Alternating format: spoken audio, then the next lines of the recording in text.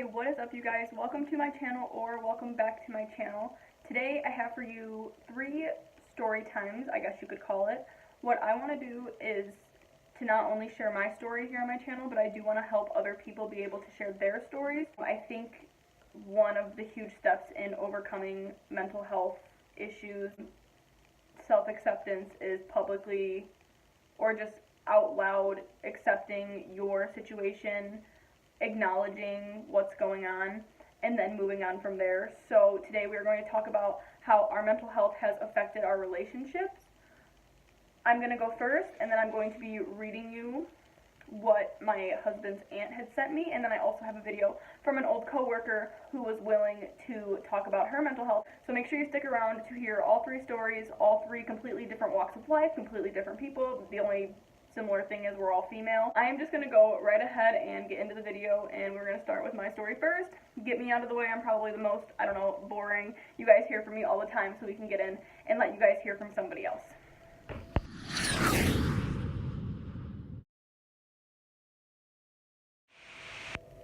If you are new here, please go ahead and subscribe, turn on your notifications bell so you can get notified as soon as I upload. Leave me a comment, say hello, tell me that you're new so I can say hello. If you guys have any video ideas you want me to do, please do comment them down below, reach out to me, let me know. I have a lot of things up and coming that are not only for mental health, but all around well-being. So now I'm going to get into it. Now, mental health affecting your relationship doesn't always have to be a bad thing. Right now, currently, my mental health, I want to say, is positively affecting my relationship because my mental health is in a better state now than it used to be. My relationship is thriving because of the state that I'm in now. I can be a better person for him. I'm easier to deal with. The 2 main things I'm going to be talking about is my insecurities, which is not technically a mental health, a mental illness, but your self-love does affect your mental health. That is a mental health state. Me being super insecure and then going off of my anxiety, also adding on to the problem, 2 things that made my relationship super toxic on my end.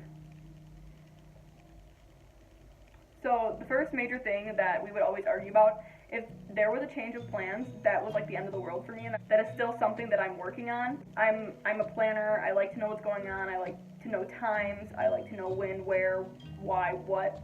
And being in high school and Colton being a guy, a lot of times last minute he'd be like, oh, well, instead of this, we're going to do this now, and I'd lose my mind, and he never understood why, and that would cause arguments, it would cause big blowouts, and it's like every argument had to be huge. When a situation like that would happen, it was never just like me keeping my cool, it was always a big blowout. Everything always had to be huge and be a big 4-hour-long argument over something so stupid that could have been resolved in a 2-minute civil conversation. I don't know if anyone else can relate to that, like change of plans just like completely blows your mind and you can't cope with it. You can't, for some reason your brain can't put into how any other way is going to help, is going to work, and that also goes into my ADHD, and that's something that I'm working on. The next thing that really affected me and then, onto him, was when I was going through therapy and trying different medications. I was put on a anxiety medication that made me extremely irrational. It made me feel suicidal. It made me have thoughts that I felt like I wasn't in control of, and that put Colton in a couple of really, really bad situations that I still feel really bad for, because no one should be around somebody who is completely just irrational thinking, irrational doing. It's not fair to the other person, and in that I should have took a step back and been like, listen, I need space because obviously I need to figure this out. But me being 16, 17 years old, I thought that he was all I needed, and when in reality, really what I needed to do first was get myself under control, because I hurt him a lot with my own problems. He knows he didn't have to stay in the relationship. He loves me and he wanted to be with me, but he definitely dealt with a lot, which on the same end, I could flip it the other way and say I dealt with a lot, but this is about me, not about him. Maybe some other day we can talk about that, but obviously I need his permission first to share things. And then the last thing, which actually is probably one of the bigger things also, is I never, ever, ever wanted to be alone. So if he wanted to go hang out with his friends, end of the world. Like, freaking out. I never wanted to be by myself because that would force me to reflect on myself, and that was like I never wanted to do that. I don't want to sit down. I don't want to have to look myself in the face and think about what's wrong with me, what I could be improving on. And that's not okay. Like right now, I love like self-reflecting and working on me. That's the great thing to do. You want to be able to work on yourself, but back then I didn't want to. I just wanted to act like everything was fine, and I don't want to self-reflect. I don't want to think about how I don't like myself. I don't want to think about the things I don't like. I just wanted to be with Colton all the time. So that is my story. If you guys have any questions, I hope that like kind of shows just how having just something like anxiety, something just being insecure with yourself can really affect your relationship and the other person. So now I am going to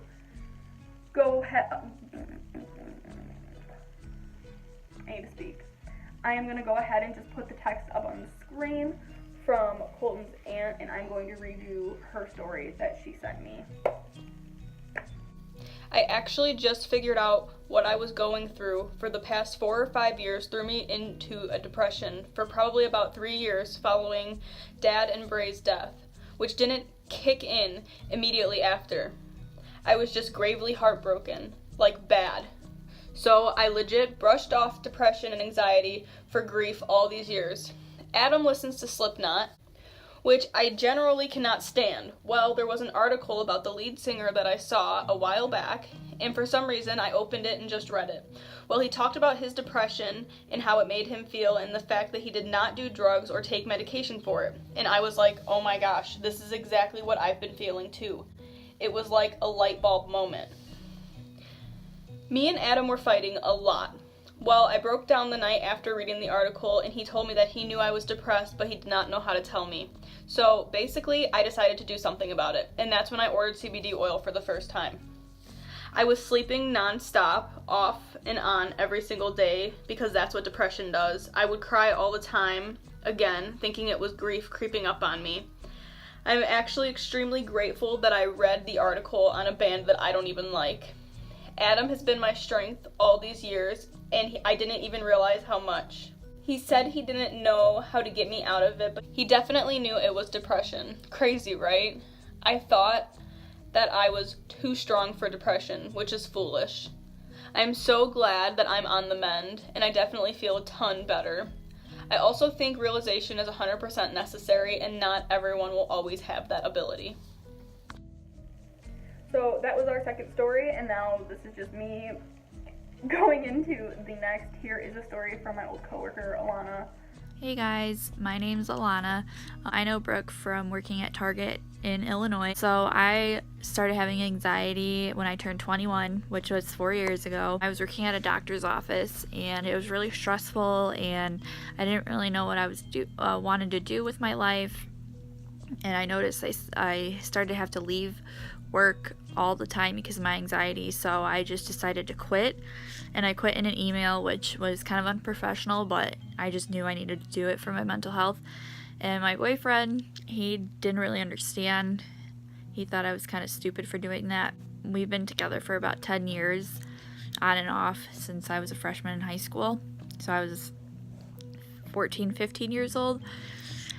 So usually he's pretty understanding, but when that happened, it seemed like he didn't really get it, and he didn't know what anxiety really was. It kind of caused a lot of arguments in our relationship, because I felt like he wasn't being supportive of me, and he felt like I wasn't being there for him because I didn't want to leave the house ever.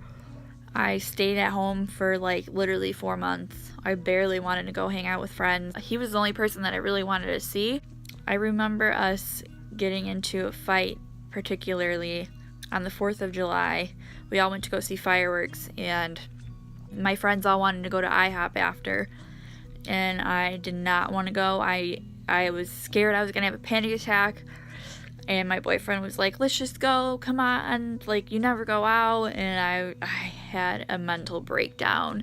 I called my dad to see if he could come pick me up from IHOP because I did not want to go. This was before I had gotten any help or anything like that. It's kind of funny how things changed, because I went to therapy, I started getting better, and then I noticed he was starting to change, and he started doing the things that I was doing when I started having anxiety. It turns out he actually became anxious all the time, and I finally convinced him to go to therapy, and he got diagnosed with anxiety, and then he had to stay at my house all the time because he needed me to sleep with every night.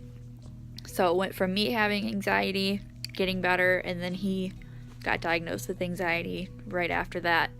And that actually like helped our relationship, that both of us got diagnosed with anxiety and we were just there with each other.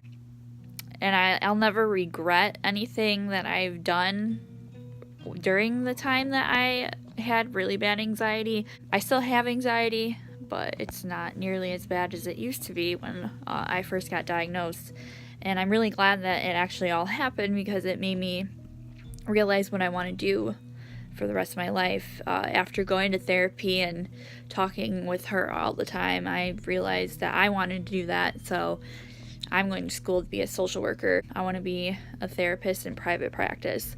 My boyfriend and I do really well now. We both cope with our anxiety. I think I'm a little better at it just because of my background in social work. I graduated with my bachelor's this year, so I have a little bit more of an idea of how to cope with it. So that is the end of today's video. I encourage you guys to share your own stories down in the comments below. Let me know if this helped you out. Thank you to Jeannie and Alana for both being brave enough to share your stories. I believe that sharing is caring, and really it does help for someone else who might be going through the same thing right now to be able to hear what's going on. Okay, I love you guys, and goodbye.